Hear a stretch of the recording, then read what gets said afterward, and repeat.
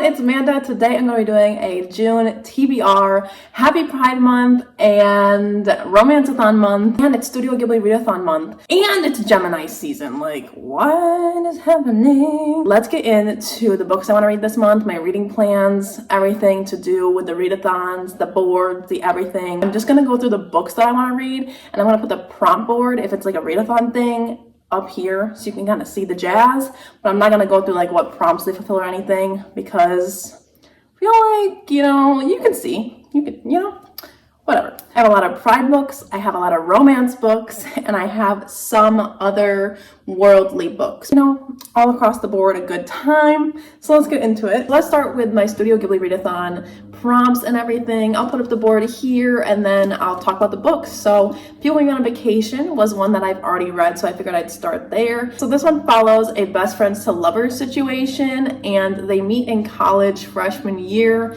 and they start going on vacations together every summer until one summer this big thing happens. We don't know what it is, and they don't see each other for 2 whole years. And in this one, we do follow 2 timelines, so we get to see the past when they first met, and we get to see the friendship build, and then you get to kind of root for the relationship to form. And I really loved the best friends to lovers in this. I found it to be very believable, and the relationship definitely worked. They were quite opposites, and it was just so fun. I rated this 4 stars.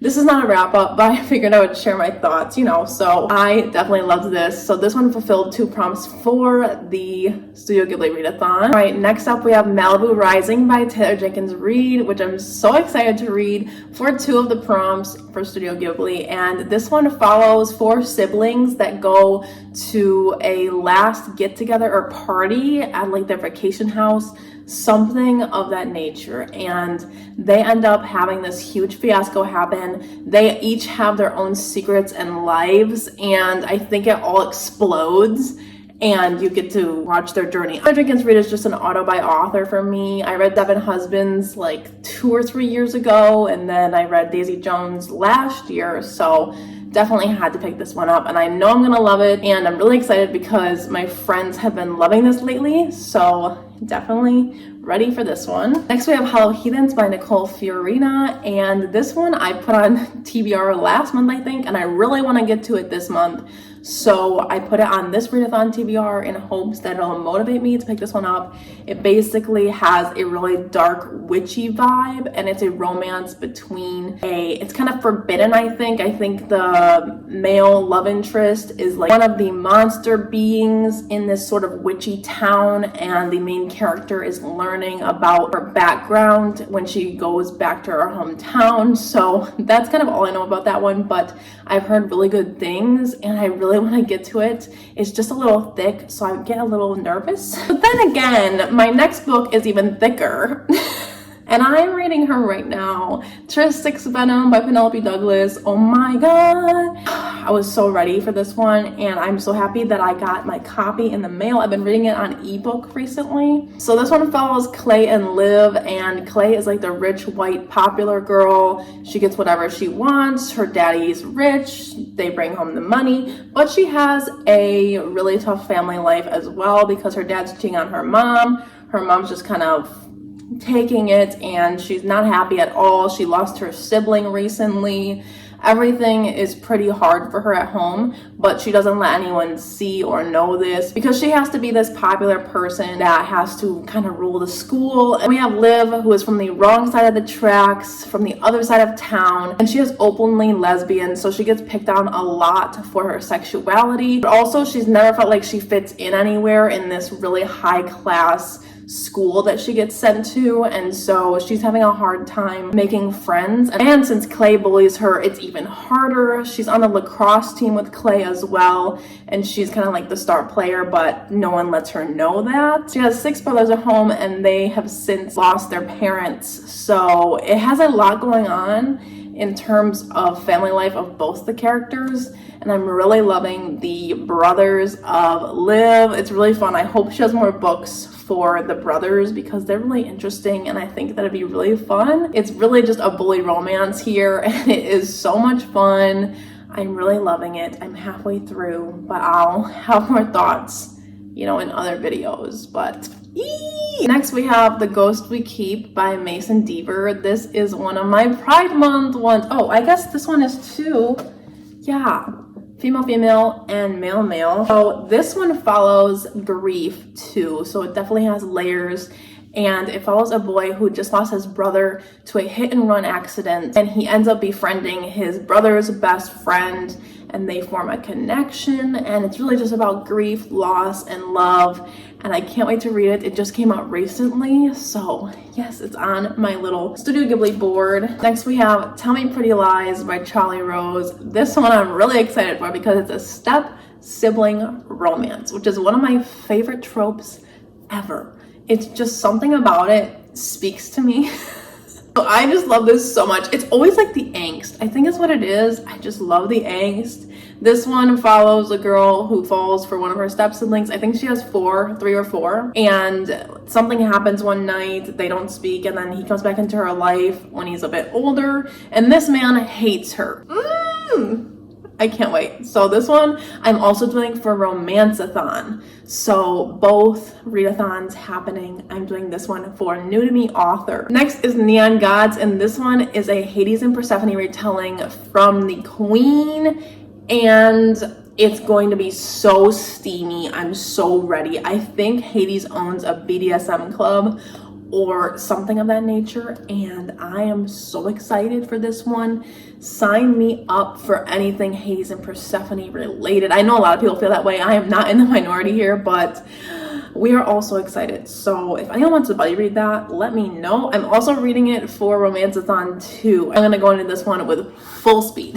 Next we have Tweet Cute by Emma Lord, and this one's definitely out of my comfort zone. This one is a YA contemporary romance, and it follows 2 rival grilled cheese restaurants, and it's gonna be a fun time, I feel. I know Kirsten loves this one, and Brynnan recently read this too, and I'm really excited to kind of give it a try. I was just in the bookstore and I was feeling fluffy and cutesy reads, so I figured I'd pick up Tweet Cute because Kirsten really loves this one, so I can't wait to see if I like it. Next we have In Deeper Waters, and this one follows a male romance. It's about a man and his prisoner, but the prisoner gets away, and then the man that witnessed the prisoner gets taken prisoner, and then the other man has to save him. I am not sure. I'm really excited for it. I think it's gonna be really cute, but we'll see. Next we have The Ones We're Meant to Find. This one is a science fiction novel that I did start a little bit, but this one follows, so far, it follows 2 siblings, but they are both on like different edges of the world, and they're in search of each other, or at least one is in search of the other. And in this world there's robots, and there's this way that you can be in 2 places at once. Also, it's very fun and cool. It works for the AI prompt if you're looking at the Studio Ghibli one, but this one I can't wait to finish because it's something I feel like is very original, and I really liked the concept. It also is supposed to handle heavy topics like where the world's going and stuff like that. Next we have Darling by K Ancrum. This one is the Whiners book club pick this month. It is a Peter Pan retelling, and that's all I know about it. It's my pick this month, and I love Peter Pan retellings. I love Peter Pan,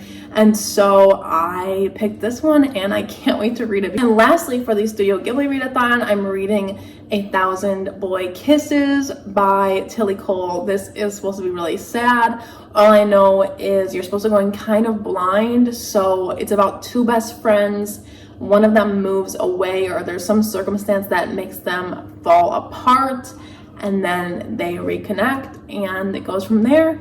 And I'm reading this with Nicolee from Bon Reads, and I can't wait to read it. And then in terms of not readathons that's required reading is One Last Stop by Casey McQuiston. This one is the Sugar and Spice book club pick. This one follows a female romance, and I'm sure you know what it's about. It kind of has a girl stuck in time aspect, so I'm kind of nervous to see how that's incorporated here, but we'll see if we like it. And then lastly, we have the Romanceathon TBR. This one I'm so excited for. I know I'm gonna read a lot of books that week. The first book is Windstar's Fall. This is one that I just love the cover. I think I've talked about it a few times on this channel, but I really want to read what's inside of the cover and find out if I like it. I hope I do because, oh, it's right here. Let me grab it. So you can see it in its full glory. This one follows a best friends to lovers situation, but it is a best friend gone estranged, I think. And there's some tension there and it goes from there. So I can't wait for this one. And she is thick too, but I'm excited. So I think there's a 6-year time gap between when they were besties and when they meet up again. So it should be a really good love story. The next book is Real by Kennedy Ryan. Crystal from Crystal's Bookish Life has a whole video on this that is so good, and I loved watching it and seeing her reactions to reading the book. But this one is definitely a auto read for me. I can't wait to read it. It's just going to be such an epic love story. And then we do have some overlap. So we have Telling Pretty Lies and Neon Gods that overlap. So there's that going on. Next we have All Your Perfects, which is a book I've put off for a long time, a very long time. I think it deals with fertility, which is sometimes sensitive for me. So I've been putting it off because I know it's gonna make me sad. I'm excited. I think, again, it's just one of those things where it's rekindling a connection or going through this really rough time in a marriage. And then we have Gotha Kana. I'm not sure how to say that, but I've been seeing it all over Instagram, and so I really wanted to read it, but it's also kind of out of my comfort zone because I think it has like a dark academia type feel to it. So I usually don't like dark academia, but for a romance book, I will make an exception here. It just seems like the aesthetic is really nice and really dark, and so I can't wait for it. I'll put up some little images here of like what the vibe looks like, because that's all I looked at going into it. I don't know a synopsis or anything, so if I thought it was cool, maybe you'll think it's cool and want to pick it up. And then we have Deliver by Pam Godwin. I have the huge paperback of that one in my bedroom, and this one follows a extreme sex trafficking situation, I think, and a male gets captured. So it's a captive captor, but it's the male that gets captured, so it's kind of different, and I think it's gonna be really good because I've heard some really good things. So I decided, you know, this is the time to do so. I'm gonna do this for romanceathon. So those are all the books that I want to read this month. I know there's a lot, but I think I can get at least 3/4 of these done, but we'll see with my wrap up. But if you like this video, give it a thumbs up and then subscribe to my channel down below for more bookish content, and I'll see you in my next video. Bye guys.